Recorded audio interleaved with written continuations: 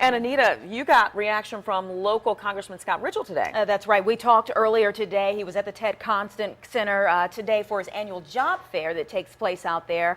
And after he addressed the crowd about the economy, I talked to him specifically about this because, as we all know, it's another major topic of discussion today. This is an important day for the country. It is. And tell me when you found out about the airstrikes and your thoughts on them. Well, the news unfolded, and I wasn't surprised by this, given the statements that the president had made. I share the president's assessment of the threat that ISIS poses, not only to the region, but if unchecked, indeed to America itself.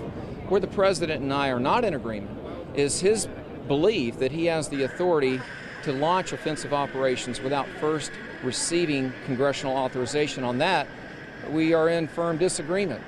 And I really believe that seeking authorization, not only is it required by law, but it's not a sign of weakness. I think it would be a sign of strength for the president to come to the American people through their elected representatives and seek and receive authorization.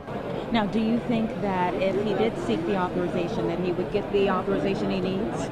I believe that if the case was compelling, and I think the case could be made compelling, and if the strategy was clearly articulated, I'll go on record. I believe that he would receive authorization.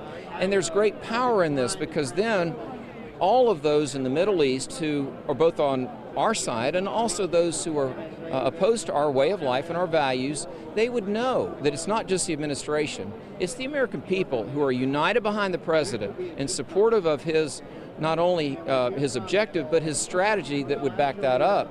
So that's why I feel so strongly, not only from a legal standpoint, but just wisdom would lead me to say, Mr. President, come to the American people's representatives, trust the American people, and I think he'd be well served by doing so.